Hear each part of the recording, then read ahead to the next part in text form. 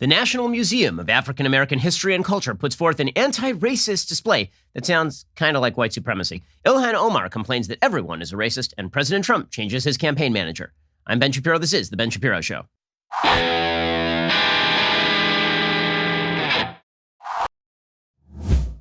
The Ben Shapiro Show is sponsored by ExpressVPN. You have a right to privacy protected at expressvpn.com/Ben. So, yesterday, I was just kind of trolling around on Twitter as per our usual arrangement, and I came across this insane display from the National Museum of African American History and Culture. And it really does speak to our bizarre cultural moment, because the fact is that the new anti-racist movement, the sort of Ibram Kendi, Robin DiAngelo anti-racism movement that has become so popular on the left, that has really overwhelmed the old version of what racism was. Racism used to be defined, as we've been talking about, as you believe in the supremacy or inferiority of a group based on characteristics they cannot control, like skin color. This was defined as white supremacy or as racism, depending on who was being the racist and who was being the victim.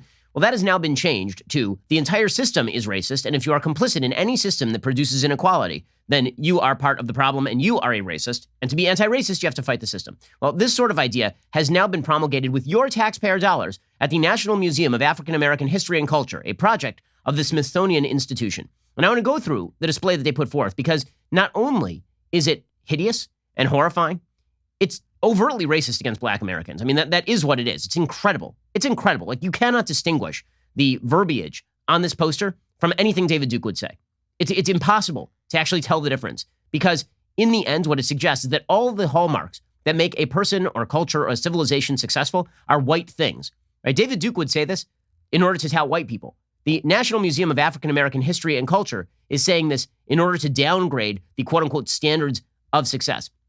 And this has real ramifications, because when we look at problems in American society, we look at problems like police brutality, or if we look at problems like income gaps between Black Americans and white Americans, and educational gaps between Black Americans and white Americans.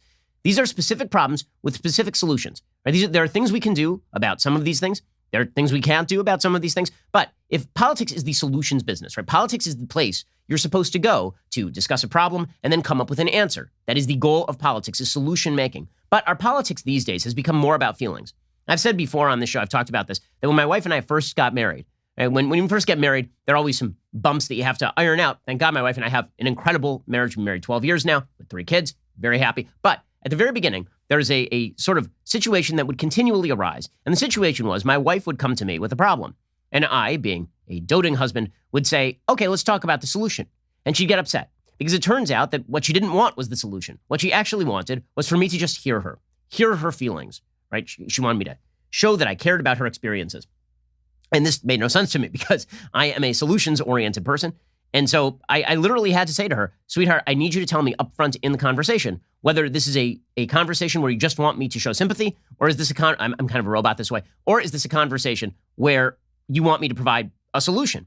Well, politics is supposed to be all about the latter, right? It's all supposed to be about solutions. But virtually none of politics in modern America is about solutions. And in fact, if you offer solutions to any of these problems, if you suggest that maybe a solution to the income gap is to culturally press forward with the cause of less single motherhood, if you suggest that maybe one of the things we should do is push school vouchers, maybe one of the things we should do is push standards of education inside homes that value education more, if you suggest that maybe one of the things we ought to do is put more police officers in high crime areas so as to crack down on crime and provide a safe haven for businesses and investment that raises the tax base, increases the funding for public schools, and provides jobs for more people, then you are part of the problem, you see. Politics is, if you're Senator Tim Scott and you come forward with a bill that is meant to take the first steps toward curbing police brutality, you are hit with more vitriol by the left than if you had never provided any sort of solution at all, because the solution is not the point. The complaining is the point. The castigation of the entire system is the point. Shoring up the system is the problem. If you shore up the system, then all you are doing is merely supporting a system of brutality and racism and cruelty. Now, that is not a recipe for a future for the country. There cannot be a future to a country that basically suggests that anytime there is a problem, if you try to solve it, you yourself are part of the problem. That is a movement that is destined to destroy the country. And this is what my new book is about, How to Destroy America in 3 Easy Steps, out next Tuesday. You can get it at Amazon, or you can buy a signed copy at dailywire.com/Ben. It's all about this. It's all about the quest to destroy America, with a vision of America that sees America as pure power politics and the system itself as an indicator of hierarchical brutality. Right? This is something that the left is pushing these days very hard. And now it is being embedded in cultural institutions. So first of all, I think most Americans should be able to look at this and say this is ridiculous. But most Americans, I think, are not looking at this anti-racist, the new definition of anti-racist, which is to say disestablishmentarianism, get rid of the system. They're not looking at this and saying this is ridiculous. They've been so trained to treat any accusation of racism as gospel that they are willing to even hear the redefinition of racism, even if it means that they are supposed to now silence themselves, silence their common sense, tear down the system that provides them the opportunity for a civilized and wonderful life. That's how powerful the charge of racism has become. You can even shift the definition of racism, and people will still be so cowed by the very word with a completely different definition that they will go along to get along. So here is the new definition of whiteness and racism. Okay, get ready for this, because this is amazing. And this is from taxpayer-sponsored National Museum of African American History and Culture. Aspects and assumptions of whiteness and white culture in the United States. This is a full poster. White dominant culture, or whiteness, refers to the ways white people and their traditions, attitudes, and ways of life have been normalized over time and are now considered standard practices in the United States. And since white people still hold most of the institutional power in America, we all have internalized some aspects of white culture, including people of color. So in other words, if you're a black person and you believe in any of the following lists that we're going to get to in a second, any of the following principles, if you're black and you believe this, it's because on the inside you're white. You've now turned into an Oreo, right? That is this is what this is saying. It is saying that if you have internalized any of the things I'm about to explain to you, then it is because you have now internalized whiteness. You have now suffered from assimilationism, as Ibram Kendi suggests in How to Be an Anti-Racist. Okay, here are some of the things that are associated with whiteness and white dominant culture. Okay, these are some of the things. And again, I challenge you to tell me how this is anything different from what David Duke would say, the former Grand Wizard of the KKK. Rugged individualism is about white dominant culture or whiteness. The individual as the primary unit, self-reliance, independence and autonomy, highly valued and rewarded. Individuals assumed to be in control of their environment. You get what you deserve. So individualism itself is just a white thing. If you believe that you have agency in your own life, which by the way is the precondition to any success in this life or any other, if you believe that you have the power to shape your own future, that is your whiteness talking. That is your internalized whiteness, because only white people have historically had such power, except for the fact that now everybody has that power in the United States and legally has had that power since the Civil Rights Act of 1964. Okay, other things that are aspects of whiteness in the United States. Family structure. That's a white thing. Again, this is according to the National Museum of African American History and Culture. Family structure is a white thing. The nuclear family is a white thing. Wife as homemaker, husband as breadwinner, children as independent, and that they should have their own rooms. Apparently, if your kids have their own rooms, it's because it's a white thing, which is real weird because when I was growing up, I shared a room with all three of my sisters until I was 11 years old. So I guess we weren't white then. So that's kind of strange. Emphasis on scientific method is a white thing. I'm not kidding. It says this is a museum. Okay, the museum is saying that if you believe in the scientific method, it's because it's a white thing that you have internalized. Objective, rational, linear thinking is a white thing. Cause and effect relationships are a white thing. Quantitative emphasis is a white thing. Data analysis. Basically, if you think like a rational human being, it's because you've internalized whiteness. Okay, this is the most racist thing in the entire world. This is basically suggesting that if it were not for white people, there would be no rationality. Rationality would not exist. There's not been a single brown person steeped in their own culture and human history who thought in a linear, quantitative, cause and effect way, which is bizarre, ahistorical, and insane. Okay, if you emphasize the scientific method, that's only because you're white. David Duke could have, I'm telling you, David Duke could have written this. Because David Duke's like, you know what's great about white people? Individualism. Their scientific thinking. Their brains. Right? Because David Duke's a racist. Okay, this is a racist document, but it's masquerading as an anti-racist document. And I'll explain why in a second. Okay, other things that are white. If you mention Western civilization, that's a white thing. Because Western civilization is not important, apparently, in the broad view of humanity, despite the fact that Western civilized values have now taken over most of humanity and have been responsible for the uplift and freeing of billions of human beings. The heavy focus on the British Empire in history is a white thing, because apparently the British Empire was not important except for the fact that the sun literally never set on the British Empire. So there was that. It was kind of an important part of human history. Work ethic. The Protestant work ethic is a white thing. Hard work as the key to success is a white thing. It is an aspect of white dominant culture. If you believe that you should work hard and you should work before you play, I'm serious. These are white things according to this museum. Not kidding. Also, delayed gratification is a white thing. If you're oriented toward the future. Now again, every aspect here, everything I'm talking about, these are the preconditions for success in any free system. being a person who focuses on the future, delayed gratification, hard work, rugged individualism, a belief in data and science. Like, these are the preconditions to success in a free country. These are being labeled white things. And if you believe in them, you have internalized the white culture. Other things that they say are white are things like value on ownership of goods, space, and property, which, okay, just the utter insanity of suggesting that only white people have ever valued ownership of goods, space, and property. Really, why are there tribal chiefs in literally every civilization ever known to man, and they are the richest, most powerful people? Why? If you follow rigid time schedules, if you view time as, if you are punctual, that is a white thing. Being punctual is a white thing, apparently. If you believe in English common law and protecting private property, if you believe that intent counts in justice, if you believe that there is a difference between manslaughter and first-degree murder, if you believe that people should have to show intent to be blamed fully for a crime, then this is an aspect of whiteness. And finally, decision-making. If you make decisions, if you are oriented toward solutions, if you must always do something about situation, that means that you are oriented toward whiteness. And we're going to get into more of this and what exactly this means and how this destroys the country and how woke white people bowing to this bullcrap, how these woke white people are destroying the country. It really is insane. I'll get to that in just a moment. First, if you've been listening to the show for a while, you probably heard me talk about my Helix mattress. Okay, I love my Helix sleep mattress. It is the only thing that allows me to get through the day since my children have decided to wake me up at all hours of the night. Well, good news. Helix has now gone beyond the bedroom. They've started making sofas. They just launched a new company. It's called Allform. They're making premium customizable sofas and chairs shipped directly to your door. They are just gorgeous. I mean, these are beautiful pieces of furniture. What makes an Allform sofa really cool? Well, for starters, it's the easiest way you can customize a sofa using premium materials at a fraction of the cost of traditional stores. You pick your fabric. It is spill, stain, and scratch resistant. As I said, I have kids. That is vital. The sofa color, the color of the leg, sofa size, shape, you can make sure it's perfect for you or your home. They've got armchairs, love seats, all the way up to 8-seat sectionals. And there's something for everyone. And you can start small and you can bolt on additional pieces of your sofa. It can always change and grow as your house changes and grow. Allform sofas are delivered directly to your home, fast, free shipping. In the past, if you wanted to order a sofa, it could take weeks or even months to arrive. Not anymore. Now it takes 3 to 7 days to arrive in the mail, and you can assemble it yourself really easily. We did it ourselves at my house. I have an Allform sofa. I've got the 3-seat sofa with chaise in the sand color with espresso legs. It is a real addition to my home. My kids love it. I love it. If getting a sofa without trying it in store sounds risky, don't worry. You get 100 days to decide if you want to keep it, more than 3 months. If you don't love it, they'll pick it up for free, and they will give you a full refund. They've also got a forever warranty, like literally forever, for all time. Check them out right now at allform.com/Ben.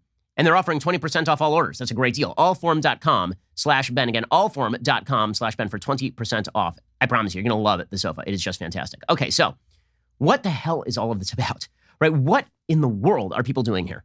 Right? The notion that you're going to castigate as white all of the hallmarks of success, right? Being oriented toward solutions, being oriented toward delayed gratification, being punctual, focusing in on elements of common law like protection of private property and intention in criminality, emphasis on the scientific method.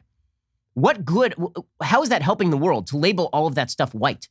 What does that mean? Well, to understand this, you really have to read The Idiocy of Ibram Kendi, who's been held up as some sort of great thinker and who indeed must have been dropped on his head multiple times as a child, because that is the only way I can really support the notion that this was in any way related to rationality. I have a simple rule online. It's called Hanlon's razor. Attribute to stupidity that which you cannot attribute to malice. Okay, well, you know, the fact is that if I actually don't think Ibram Kendi's a dumb guy, so it's hard for me to attribute his perspective to simple stupidity or simple blindness. If I were going to say that it was malicious and that it were a plan, honestly, if I don't like conspiracy theories, and so I'm not going to support one here. If there were to be a conspiracy theory, it would sound something like this: that there are people out there who actively want to make people's lives worse so as to be able to blame the system for people's lives being worse and then tear it down. Right? That would be the simple sort of Cloward Piven conspiracy theory here. I don't think that's what's happening. I think people just have a perverse view of the system, and they will use any brickbat in order to hit it. They'll use any crowbar to tear it down. So here is what I mean. Ibram Kendi, in his ridiculous book, How to Be an Anti-Racist, which is purely crazy, he argues that racism is not, in fact, a belief in the inherent superiority or inferiority of a particular race. You should note, by the way, Robin DiAngelo, who I've reviewed at length, Robin DiAngelo is just a white knockoff of Ibram Kendi. Kendi says that racism is an embedded system that results in racial inequality. In other words, any system that results in racial inequality is a bad system, which is weird because every system in human history results in some level of racial inequality. Because literally, if you take two groups and you divide them just with a random line, there will be inequalities between the two groups statistically. It does not, like, this is a fact of stats. Averages do not actually measure what happens when you draw a line down the middle of a room. Right? If we took all of my employees and we drew a line down the middle of the room, there would be differences in sexual orientation, in gender, in race, in income level, in height, right? That's just the way that it works. And you couldn't just average them and say, okay, generic blob of humanity. Because of that, there will always be racial inequalities because bottom line is that any group division means there will be differences in group. And by the way, one of the things that I always notice about people who talk about racial inequality in the United States is that they always target the system, the evil, terrible, no good, very bad American system. If you were going to write an equation, here I go with my scientific thinking again, aspects of whiteness and all of this. If you're going to write an equation about inequality, and you were going to have the statistical inequality and then the independent variable, meaning the thing that changes. So most thinkers of the left will simply suggest that the independent variable is America. America's policies are responsible, and therefore the only differences in inequality is the American system. But in order to say that that's the independent variable, shouldn't you have some sort of comparative analysis of whether there is racial inequality in other systems? Right? If you're going to say that America is the problem, really you should look at other systems and determine whether racial inequality persists in other systems. And the answer, of course, is yes. Black Americans are significantly better off on a household income level, for example, than Black Canadians or Black Britishers or Black French. Okay, that is a simple statistical analysis to do. Racial inequalities exist in Canada. They are very large. They exist in Britain. They are very large. They exist across Europe. They are very large. There are inequalities across Africa, right? This is just a common aspect of humanity is racial inequality. So blaming it on America, you're going to need to do a little bit better than just the simple assumption that all systems that produce inequality are evil Americanism. But this is Ibram Kendi's suggestion, which is completely afactual. Now, the good news is he's also labeled science racist. So that means that if you question him with science, then that means that you are just exhibiting your white supremacy or something. It's completely unfalsifiable, right? You make a propositional statement about the world. And if I say the science doesn't back that, you say, well, science is a white people thing. That's what Ibram Kendi's doing here. Okay, we'll get to more of this in just 1 second. I'll explain what exactly is going on and how all of these woke white people, in an attempt to buy their way out of racist jail, right, faux racist jail, they're willing to do any sort of virtue signaling they can. It leads some pretty bizarre results. We'll get to that in just a moment. First, hiring can be difficult, but if you are currently hiring, you face new difficulties these days. HousingWire could relate. They needed to hire a reporter to cover news stories on the U.S. housing market, so they turned to ZipRecruiter. And that is how HousingWire found Alexandra Roja. Alexandra never imagined she could get a reporter job during COVID-19. She created a profile on ZipRecruiter, and sure enough, she ended up working over at HousingWire. ZipRecruiter is a great way for employers to find employees. That is why we use ZipRecruiter ourselves. Also, it makes a great way for me to be able to threaten my employees if they don't do their jobs. They know they could be next on the ZipRecruiter ad. They know that their job could be filled like this. Boom. You could fill that job. In fact, go check out ZipRecruiter right now. If you're an employee looking for a great employer, or if you're a great employer looking for an employee, ZipRecruiter is the place to go. See how ZipRecruiter can help you hire. Try it now for free at ZipRecruiter.com/Ben. That's ZipRecruiter.com/Ben. Go check them out right now. ZipRecruiter.com/Ben. And go check them out right this very moment. And I promise you, you will be happy that you did. You'll be upgrading your employment situation immeasurably by checking out ZipRecruiter right now. ZipRecruiter.com/Ben. Okay, so back to Ibram Kendi. So Ibram Kendi says that any system that results in racial inequality is a racist system. Any complicity in that system is racist also, because silence is violence, right? So anti-racism means opposition to such systems. Here's what Kendi says in his dumb book, quote, "To be anti-racist is to reject cultural standards and level cultural differences." Okay, now this is a pretty radical statement. And so I've said before, and if you're going to look at inequality, you do have to look at factors in personal choice, and you have to look at differences in culture, right? If you have one culture that values education, this is not a racial statement, there are values in white America, that there are certain cultures in white America that do not value education. J.D. Vance talks about them eloquently in Hillbilly Elegy. If you have a culture that doesn't value education the same way as another culture that values education, that is going to have some pretty significant ramifications for how your children are educated, for example. And if you have a culture that presses forward with single motherhood as opposed to pressing for the nuclear family, that's going to have ramifications for the next generation. Ibram Kendi says, if you say that there are differences between cultures, not there are differences between races, differences between races on the pure basis of race, that's racism. Differences between culture on the basis that cultures are different, which is perfectly obvious to everyone, right? Even the diversity crowd acknowledges there are differences in culture. They just say that any system that does not end with an equal result, despite the cultures, is a racist system. So Kendi literally writes, to be anti-racist, is a direct quote, is to reject cultural standards and level cultural differences. Segregationists say racial groups cannot reach their superior cultural standard. Assimilationists say racial groups can, with effort and intention, reach their superior cultural standards. In fact, says Kendi, civilization is often a polite euphemism for cultural racism. Now, cultural racism is a conflict in terms. Right? It's a conflict in terms. Racism is about race. Culture is about culture. So by conflating culture with race, what he is essentially saying is no matter what decisions you make in life, no matter what things you value, we should end up in the same place if the system were fair, which is totally insipid. It's utterly crazy. So Kendi is indicting systems that produce progress and wealth and happiness, but that, like all free systems, also result in inequality. So what this means is that any system that results in inequality, we don't have to look at your personal action. We don't have to look at what you did. We don't have to look at your personal choice. In fact, if we do, that is just our whiteness talking. This is how you end up with the bizarre proclamation that individualism and individual choice is a white person thing, which again is something David Duke likes, something David Duke agrees with. But this is now being promulgated at the highest levels by our nation's newspapers, by our colleges, by our museums. Okay, this ends in utter unsuccess. It's not just stupid, by the way. It's incredibly dangerous because what you're saying to people is all the things that you can do to succeed in life are now foreclosed to you. You should not do them. It makes you a sellout. It makes you an assimilationist. Right? The idea is that things like hard work, individualism, family structure, thinking about the future, delayed gratification, those are the systems that have created unprecedented wealth for Black Americans. Right? The system that Martin Luther King was fighting for was access to this system for Black Americans, not destruction of the system. He was saying we need more access to the system, and he was right, is what Booker T. Washington was arguing. It's what Frederick Douglass was arguing. The promises of the Declaration must be extended to all of us, was the argument. Not the Declaration is evil, all of it has to come down, and no matter what choices I make, I should have exactly the same outcome as the guy next door to me. It creates an unfalsifiable standard, because no system is going to end with equality when you remove all human choice and all human agency from the equation. That's utterly nuts. So in essence, what this isn't, it's not just rejecting good ideas as racist. It is damning Black Americans to lack of success by pushing against every possible variable that would militate in favor of success. If you stand for a nuclear family, if you stand for education and hard work and individualism, if you stand for the notion that you should delay gratification, you are being a white person. You're being complicit in the system of racism. How does rejecting family structure make any Black life better? How? Single motherhood is the single greatest reason for income inequality by studies. How does rejecting hard work pay off for Black Americans? The answer is it doesn't. How does trashing the scientific method provide an avenue of success for Black Americans? The answer is it doesn't. This is all about trashing the system. It's all about trashing the system. That's all it is.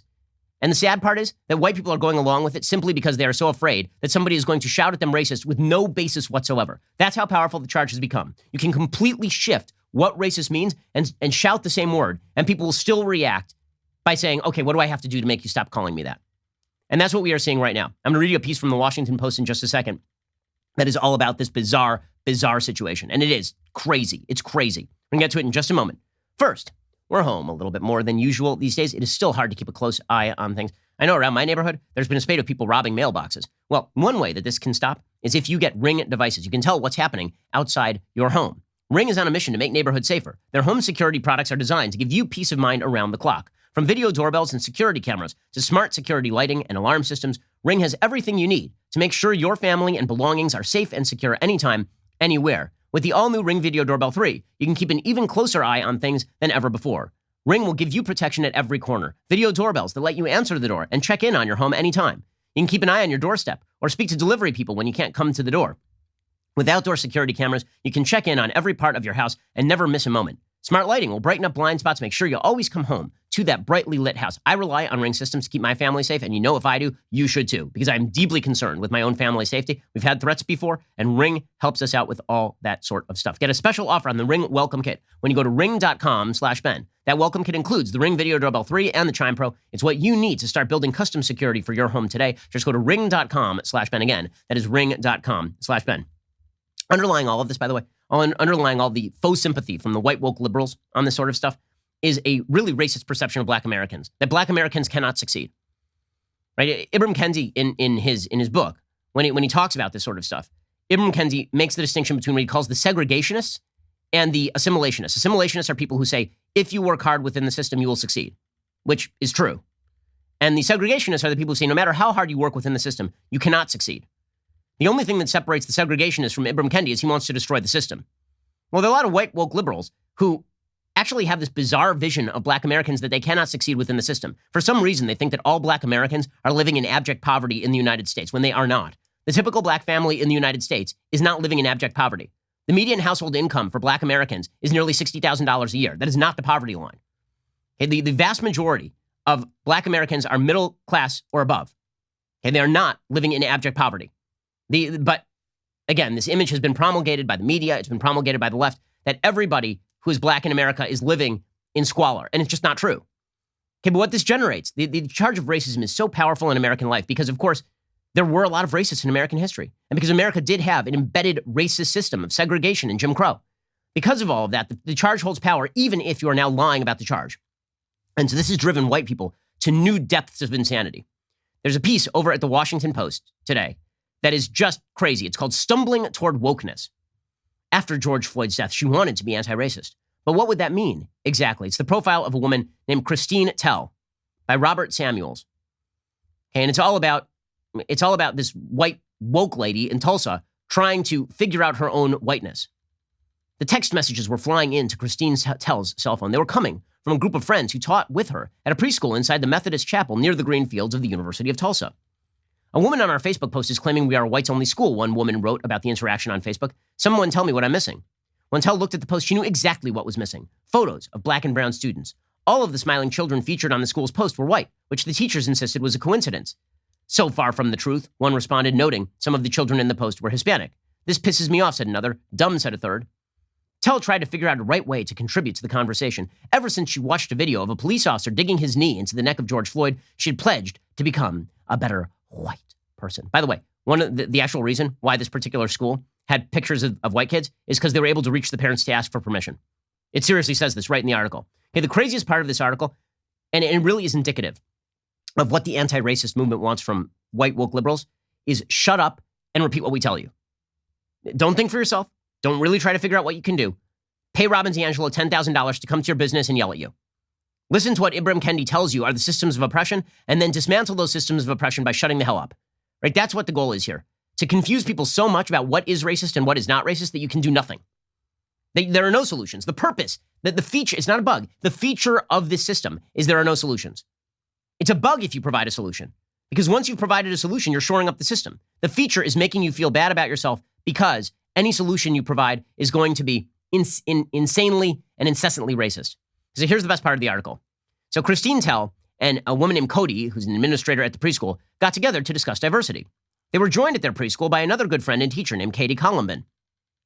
The three women felt that the pictures didn't actually show how diverse the school was. Of the 45 students enrolled in the school this year, at least 9 had one parent of color, according to their tally. Cody had chosen the pictures because they were children of parents who worked at the school. It was easier to get permission for them. She then posted new photos of children with darker skin, but she knew those changes were insufficient. How did she know this? She knew this because everything is insufficient. She then posted new photos of children with darker skin. She knew those changes were insufficient. Only 3 of the school students were African American. How many black baby dolls do we have? She asked. We need to get some black baby dolls. Oh, I didn't think about that, said Columbin, the other teacher. We have none. But that wasn't intentional. 99% of those toys are donated. Tell suggested the fact that all the toys were the same race by happenstance was an idea worth thinking about. Okay, so we now know this was not a racist thing, right? People just donated their toys. And Tell was like, well, maybe that's because the system is even more racist. No matter what the justification is, there's always more work to be done, guys. And by work, we mean doing nothing and navel-gazing. I think part of our responsibility as white people is to reflect back on our own experiences and what ways we have unconsciously chosen the white baby doll, said Tell. Okay, so this is all navel-gazing. We are the white saviors. Black people have no agency. We need people like Christine Tell. If you need people like Christine Tell to save racial America, if you're a black person waiting for Christine Tell to save, you're going to be waiting an awful long time. Just going to let you know that right now. Okay, Cody told the other teachers the Floyd video moved her to want to do her part to bring unity to this country. Cody said she'd spent her adult life trying not to pay attention to skin color because she didn't want anyone to be judged by their race. That would be the reasonable position. Now, she could not stop paying attention to a person's skin color and the injustice it might bring. So now, she didn't think about race before. Now, all she does is think about race. Is the country better for this? Is the country strong? Like, whose problems have been solved by this? The answer is nobody's. When I'm driving down the street and there's a black man walking down the street, bam, I look and I go, oh, wow, Cody said. I say, okay, he might be next. Okay, why are you, what? I thought that was an aspect of racism, right? That if you walk down the street, you see a black person, you immediately make a judgment about their situation on the basis of their race alone. That's kind of racist, is it not? But no. She wanted to do more than get more diverse baby dolls. I seriously thought about going to North Tulsa, she said, and knocking on doors and saying, hey, I'd really love for your child to come to preschool here, and we'll give you a full scholarship for it, she said. But is that offensive, asked Columbin, a 37-year-old mother of 4, because you're only reaching to the other side, and the only reason you're offering a scholarship is skin color. Is that offensive? I don't know, Cody said. Now's not the time, Tell said. So now they're talking about overtly doing something good for people who are minority. And they're like, now's not the time, guys. I mean, is that racist for us to do that? Is it not racist? I don't know. I don't know what the hell's going on, but I'm so scared. I'm so scared of being called racist for doing stuff that's not remotely racist. Columbin, the other teacher, was nervous about coming up with ideas to help the black community that came from a group of white women who had few black friends in their lives and who didn't actively think about race until the summer. You could lose your job, Columbin said. You don't want to be viewed that way when you're trying to help. Columbin agreed. She needed to teach her children to be kind and stand up when people seemed cruel to others, especially minorities. But now, it seemed that friends like Tell were asking her to do uncomfortable things that might be taken the wrong way. They were using these terms that seemed to have just been popularized. White privilege, implicit bias, structural racism. Growing up, racism was never explained to us this way, Columbin said. It was never the system. It was more of a prejudice. She paused. That is probably also why it's hard, as a white person, to know how to help or speak up or be an advocate for the black community. But it's our job to speak out, Tell said. It's our job to hear what is being said to us and take the time to read a book or watch a movie that's recommended and try to put our experience aside and really try to understand. I've done that, Columbin said. I watched Just Mercy. I watched the movie about Harriet Tubman. I watched it with my kids. How does that make life better for anyone in the black community? How does my not watching a movie keep them down? Tell had not fully worked out the answer to this question. She hoped conversations with white people would help change votes and change minds, but sometimes she asked herself, how could she be sure? She couldn't be certain because she wasn't certain of anything. In a month, she had realized pervasive racism in the school system and in the prison system, in her family and her friends, in herself. The tectonics of what made it great to be an American seemed to be shifting, and she had no idea what it meant for the future. And that is, in the end, the point. The end point for all of this is you're confused about America. You think America's inherently bad. You don't know anything, but you know you suck, and you know America sucks. That's the only point of all of this. It doesn't make anybody's life better. It forecloses paths to success for minority Americans. It even stops white people from trying to help black Americans because any solution is you being paternalistic. So all this is designed to do in the end is shame white people into feeling bad enough to give up any sort of agency to the Ibram Kendis of the world to give them orders as to how to be an anti-racist. You need a guide. You need a guide through this thicket, this miasmatic nonsense that is created solely for the purpose of tearing down the system. That's dangerous for black people. It's dangerous for white people because guess what? The American system is damned phenomenal. It is a phenomenal system. The American system, replete with the Declaration of Independence values, life, liberty, and the pursuit of happiness, equality before the law, rights that pre-exist government against your fellow citizen, rights that prevent them from infringing upon your rights. Those things are great. They've created prosperity. They have created wealth. They've created long life. I mean, all of those are products of our Declaration.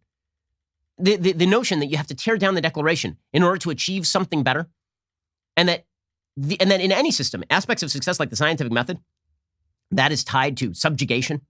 It's disgusting. It's disgusting. And the white idiots who buy into it are pusillanimous cowards. Anybody who buys into it is a pusillanimous coward. Okay, it's insane.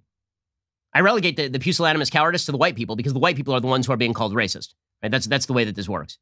But if you fall for this trick, if you fall for this garbage, you're not only an idiot and a dupe, you're making the country a worse place. Again, I talk about this at length in my book, How to Destroy America in 3 Easy Steps. It's being weaponized so fast and taking over the culture so fast, it's astonishing. It's astonishing. But I guess you can sell any sort of idiocy so long as you threaten somebody with the club of calling them a racist, even if they're not a racist. We'll get to more about this in just 1 second because you can see it being internalized and weaponized. You've got Ilhan Omar using exactly this logic to suggest all of her critics are racist. And you got Joe Scarborough writing entire columns about internalizing his own whiteness and such. We'll get to that in just 1 second. First, if you've got a car that's taking up space sitting in your driveway, they don't use, that you are paying insurance on, why? You should not. Get rid of it. Donate it to Cars for Kids. You've heard their jingle. 1877 Cars for Kids.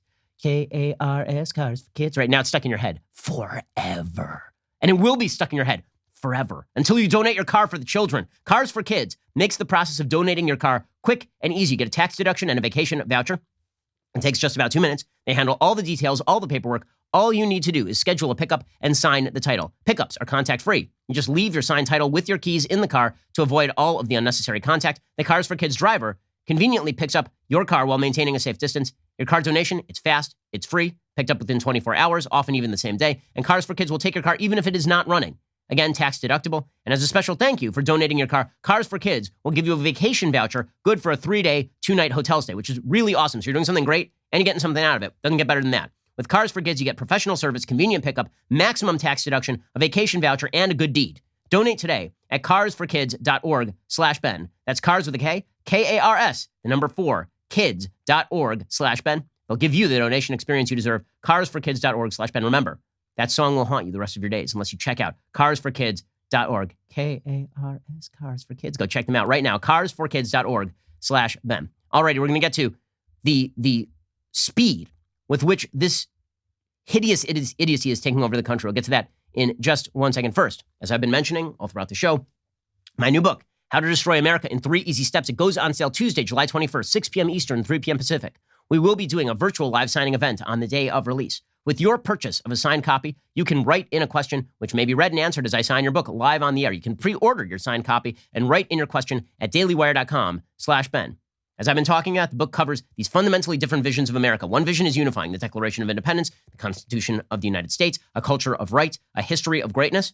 The other disintegrates all the things that tie us together. America's an evil, historically terrible place. The Constitution is a document of subjugation. The Declaration is mere papering for hierarchies of power. Disintegrationists, these are the people who are using weapons like the cancel culture, deleting or silencing anyone or anything that disagrees with them to build a whole new world order and tear down the system from within. How to Destroy America in 3 Easy Steps details how this alternative worldview has gained so much cultural ground so quickly, and it doesn't just investigate this, it rebuts it, which is really the important part. It's the kind of book that you should buy for your good-hearted liberal friends to remind them exactly why we ought to belong in the same country. Go check out dailywire.com/Ben to order your signed copy today. Join my live signing on Tuesday, July 21st. Also, if you're not already a Daily Wire member, you should consider getting a reader's pass to dailywire.com. Great value, only $3 a month. When you sign up, you get that first month for only 99 cents.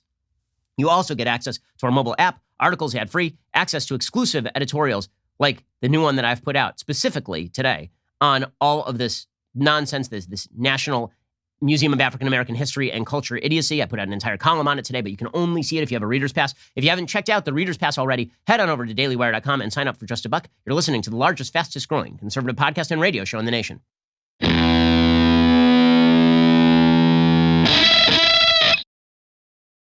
Okay, so the ticket to entry into the anti-racist world is to, in Maoist fashion, denounce yourself and denounce your own goodly vision of the United States. If you believe the United States is a good place, founded on fundamentally and eternally true values, if you believe that, if you believe that America has not always lived up to that, that there are many flaws and dark times in American history, deeply dark, devastating times in American history where Americans failed to live up to the vision of the Founding Fathers, indeed many of the Founding Fathers failed to live up to their own vision, but that America was founded on true good principles and that the striving to fulfill those principles has created the most powerful, most free country in the history of the world. If you believe that stuff, you're bad. And so you have to struggle with that now. And you have to demonstrate you're struggling. And that is the solution, guys. The struggle is the solution. You don't have to actually solve a problem. The struggle is the solution. Thus, you have Joe Scarborough over at MSNBC. He has a piece in the Washington Post today called, "I Still Believe in the American Dream, but I Know Why So Many Others Don't." Now listen, if you've actually lived in privation in the United States, if you've actually lived in abject poverty, if you've grown up in a family in which education was just not a priority and everyone around you was dependent on government largesse, I understand that too. I do. I've said this in speeches before. If you take somebody from a deeply, devastatingly poor area who has a broken family structure and you drive them around Beverly Hills and you say, if you work hard, one day this could be you, right? This house could be yours. You can see why people would look at that and say, well, how? I don't believe you. It sounds ridiculous. I understand that, but that's not what Joe Scarborough is saying. What he is saying is that the United States is essentially a caste system, right? And that the system itself is fundamentally broken in certain ways. So Joe Scarborough says, he says, "My oldest son, then 21, had never seen fear running across his father's face. Why should he have? Joey's dad, after all, was a 6'4" white man born in a suburban middle-class home whose parents were raised in the throes of the Great Depression and started their family during the American century's zenith. They bequeathed to their children a faith in God, a good name, the unshakable belief that anything was possible through hard work. My election to Congress as a young outsider only served to reinforce the Scarborough family's faith in the dream." Then he talks about how his son nearly drowned. And he says, that feeling of panic is now the feeling of panic that happens for basically all black people. He says, I know I am blessed to have had the luxury of living fearlessly through the first 4 decades of my life. Unlike my post-colleague Eugene Robinson, I never had to warn my teenage boys how to behave when stopped by a police officer. Unlike the writer Ta-Nehisi Coates, I did not know the fear that arises from being born of a people who control nothing, who can protect nothing. As Coates told his son, black people love their children with a kind of obsession. You are all we have, and you come to us endangered. Okay. Immediately buying into that lie, that all black people in America are endangered, it's just a lie. There are 42 million black people in the United States. The average median household income in the United States for black families is $58,000. Okay, black children in the United States are not born endangered. We are not living in 1890. We are not living in 1960. We are living in 2020. To just repeat, I mean, Ta-Nehisi Coates makes a damn good living. Ta-Nehisi Coates is a product of a system that has generated enormous wealth and prosperity for Ta-Nehisi Coates. And yet, according to Ta-Nehisi Coates, all black children everywhere are living in a sort of endangered species situation in which society is conspiring to crush them. It's a conspiracy theory without any conspiracy. The streets of West Baltimore, says Joe Scarborough, do not allow a child to walk through life carrying a sense of invincibility. Instead, parents harbor an unremitting dread when their child does something as mundane as walking to school. Okay, now Scarborough is just conflating problems that are solvable in West Baltimore with the system as a whole. You know why kids fear walking to school in West Baltimore? It ain't because of the cops. The reason that kids fear walking to school in West Baltimore is because people are getting shot every day on their way to school in West Baltimore, not by the police. Fathers across the south side of Chicago, says Joe Scarborough, cannot assure their children that a faith in God, a love of country, and a life filled with hard work will lead them to the dream. Why? Why? I mean, seriously, why? I want to know. I want to know why you can't assure your kids of that. And what message does it send that you will not assure your kids of that if you're not assuring your kids of that? The single worst thing you can do for a child is say, no matter how hard you work, you're screwed. Right? That is the worst thing you can say to a kid. For millions of Americans, says Joe Scarborough, that dream appears to be little more than a white man's conjuring designed to conceal a country's sins and hold its citizens harmless for crimes committed against black humanity over the past 400 years. And now again, if the game here is that black Americans have been historically victimized in the United States, and therefore we cannot say to a young black child growing up in America today that you have opportunity, then that's an insidious game. Those are not the same thing. Coming from a historically oppressed people myself, I can say I have lived the freest, God-blessed life I could possibly imagine in this country. And so did my grandparents, and so did my great-grandparents coming to this country. Now, the very idea that everybody who's being born in 2020 is subjected to the same sorts of evil systems of oppression that existed 60 years ago is patently insane, but it has become a rote article of faith. And the reason Scarborough is writing all this is not to provide a solution. At no point does he provide a solution in this column. Instead, we now know that Joe Scarborough is a good person because he read Ta-Nehisi Coates, guys. He read Between the World and Me, and that means that Joe Scarborough has now been alleviated of all responsibility. He's mouthed the words. He's mouthed them. He says, as Coates wrote in Between the World and Me, maybe the most overrated book ever written, Americans should take their exceptionalism seriously and subject the country to an exceptional moral standard. The journey can only end when every citizen is raised free of fear and filled with the same dream that so many of us take for granted. But what if there's an entire side of the culture, a disintegrationist culture, that believes it is negative and wrong to teach your children that the dream is even possible? The dream itself, teaching your kids about the dream, it makes you an assimilationist. This is what Joe Scarborough doesn't understand or doesn't wish to understand. It doesn't matter how many times he says that the dream is not available to everyone, and so we must make the dream more available. The dream is the target. Okay, the people who are pushing this anti-racist redefinition, they believe that even the idea of the American dream is racist, and all the methodologies to achieve success within that dream are bad. Joe Scarborough will always be part of the enemy contingent to these folks, which Joe should acknowledge. Okay, no matter what Joe does, he can read Ta-Nehisi Coates before his kids to bed at night as a catechism. It will not matter one iota so long as he keeps saying that America is an exceptional place and a good place. All of this also allows enormous credibility for people like Ilhan Omar, who talks about ripping down the system and then says that anybody who criticizes her is a racist, right? Which, again, relies on this redefinition. Because if she says rip down the system and you say, well, that sounds kind of terrible, right? Weren't you given opportunity, Ilhan Omar? Didn't you immigrate to the United States at age 12 from the hellscape that is Somalia? And then you were elected to Congress? Right? I mean, like, that's a pretty damned great American success story. Shouldn't you be a little bit grateful for the system? If you say that, you're a racist, according to Ilhan Omar. So she says, she quotes herself talking about how she wanted to tear down the system. Right? She said, we are not merely fighting to tear down systems of oppression in the criminal justice system. We're fighting to tear down systems of oppression that exist in housing and education and healthcare and employment in the very air we breathe. As long as our economic and political systems prioritize profit without considering who is profiting and who is being shut out, we will perpetuate this inequality. So we cannot stop at the criminal justice system. We must begin the work of dismantling the whole system of oppression wherever we find it, which sounds an awful lot like the entire system needs to be torn down. So according to Ilhan Omar, if you quote her, you're bad now, right? This is her usual routine. And if you note that she is an anti-Semite who believes that the Jews control world money, right? It's all about the Benjamins, Israel support, and all of this. Then that's because you're a racist. So she says, the criticism was something I've become accustomed to as a black Muslim woman in public life. Okay, no, it's not about you being a black Muslim woman in public life. It's about the fact that you said something absolutely terrible and that the American system should not be torn down. I would say this about white people. I did. Okay, I've done an entire podcast on Robin DiAngelo saying the same stuff. But the nice thing for Ilhan Omar is because of her identity, she can now claim that if you criticize her opinion, you're criticizing her race, which is absolute nonsense. She says this is something female leaders and leaders of color have dealt with for years. Hillary Clinton's every move was scrutinized. Barack Obama was hounded by claims he was a Muslim and not born in the United States. Keith Ellison was subject to an anti-Muslim smear campaign when he ran for Democratic Party chair. Fear of the other stems, I believe, from the myth of scarcity, pitting minority groups against one another in a fight for scraps. By the way, the only people who talk like this are people of the left. That America is not a growing pie. It's about fighting for the scraps. And all part of this tearing down the system routine. Now, the nice thing also is that this means that you can basically be as racist as anti-Semitic as you want to be, so long as you have the right opinions. So yesterday, Nick Cannon, who I guess is a Nickelodeon host, haven't paid much attention to him, he lost his job at Viacom CBS after he went on a podcast and suggested that white people were devils, which apparently, by the way, did not earn chiding from Viacom CBS. He suggested that the Jews were basically in control of everything. It was just a bunch of Louis Farrakhan-based anti-Semitic conspiracy nonsense. And he got fired for it, right? And then he put out an apology, which is well taken. Like, I think that when people put out apologies, we should generally accept the apology, absent evidence to suggest that they are not truly apologizing for what they've done that is wrong. But there were people, like major people, who came out of the woodwork to support him. They came out of the woodwork to support Nick Cannon's openly anti-Semitic and openly anti-white statements.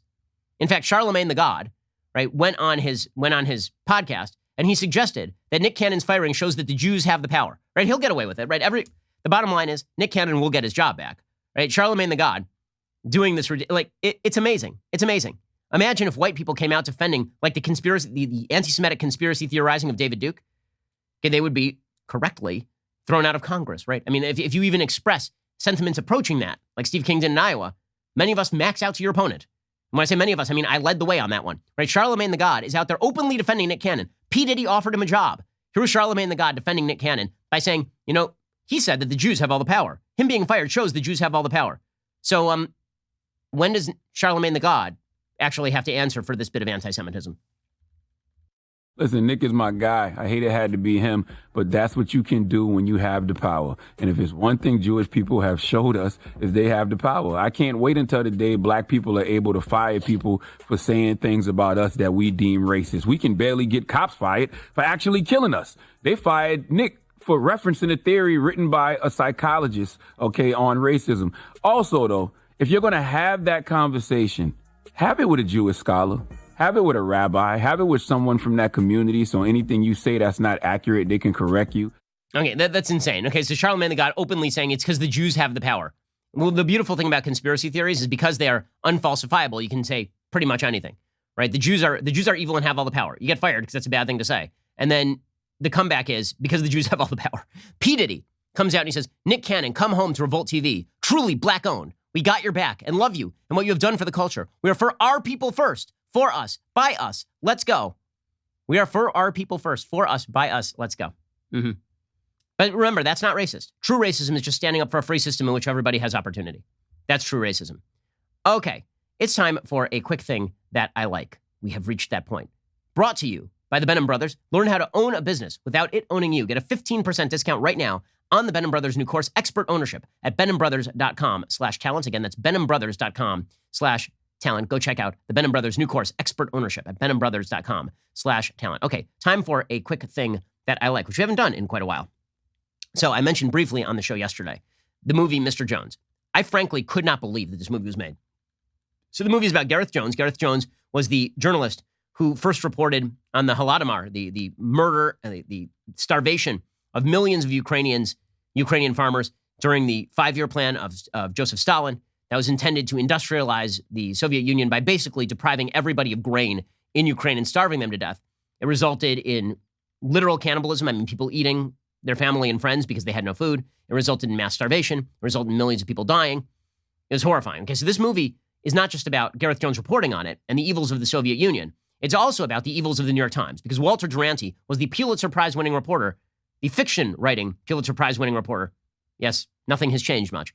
Who decided it was more worthwhile to back the narrative that the Soviet Union was a godsend than to report on the fact that the Soviet Union was slaughtering, via starvation, millions and millions of people in Ukraine. Here's a little bit of the trailer. South is nothing but wheat fields. Grain is Stalin's gold. Who gives the agenda now? I don't have an agenda unless you call truth an agenda. Yes, but whose truth?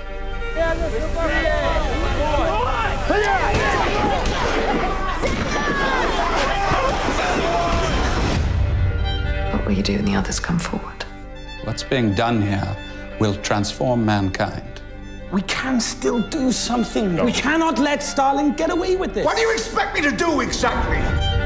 The Soviet Union is not the workers' paradise that was promised. It is not the great experiment that you read about in the press. The movie's terrific. The movie's Stalin terrific. is not the man who... Okay, and I kept waiting for the sucker punch, but the movie goes right at it. I mean, there's a full scene in which Gareth Jones is talking with sort of an acolyte of Walter Duranty, and she says, listen, the cause is really important, right? Communism is the dream of the future, and there has to be time to allow the progress to be achieved. And he says, people are being murdered, right? You're justifying murder. And it finally occurs to her that this is the case. Okay, Walter Duranty is really revealed in all of his true glory, I mean, like in every way, in this film. And it is demonstrative of what happens when journalists become so invested in their cause, they're willing to falsify the facts and cover up evil.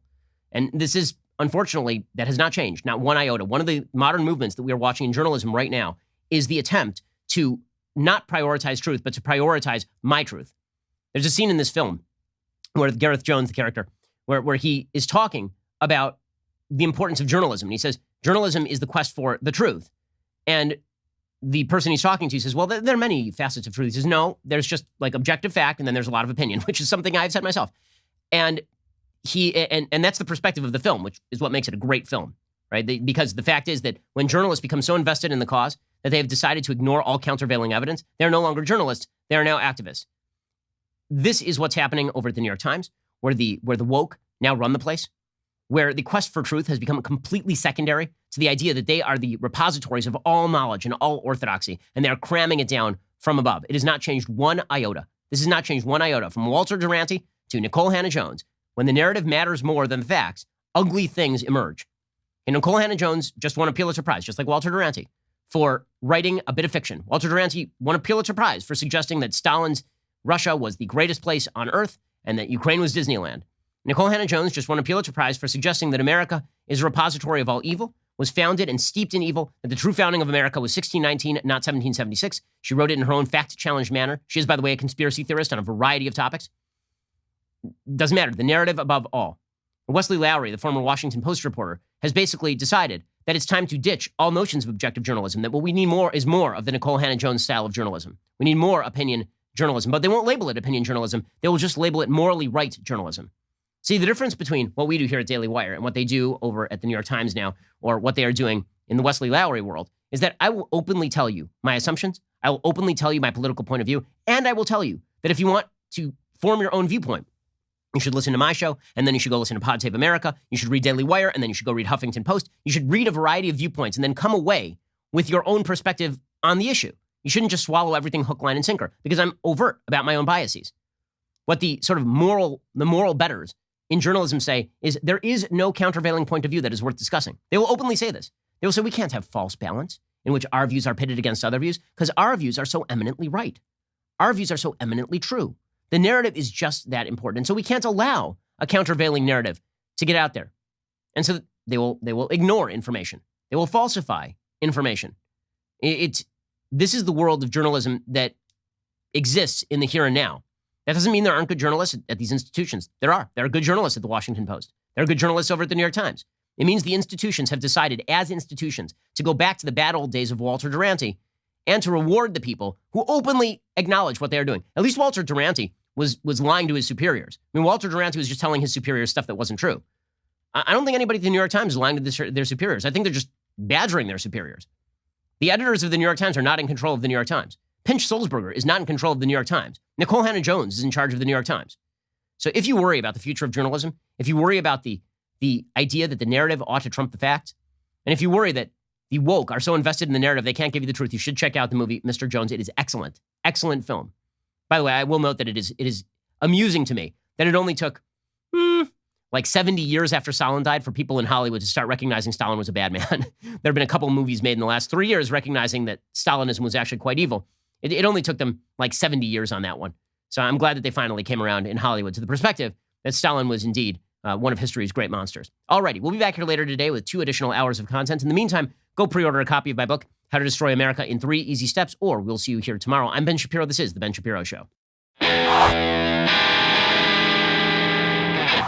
The Ben Shapiro Show is produced by Colton Haas, executive producer Jeremy Boring, supervising producer Mathis Glover and Robert Sterling, assistant director Pavel Wydowski, technical producer Austin Stevens, playback and media operated by Nick Sheehan, associate producer Katie Swinnerton, edited by Adam Sayevitz. Audio is mixed by Mike Coromina. Hair and makeup is by Nika Geneva. The Ben Shapiro Show is a Daily Wire production. Copyright Daily Wire 2020. Kanye drops out of the race. President Trump dumps his campaign manager and Twitter gets hacked. Check it out on The Michael Knowles Show.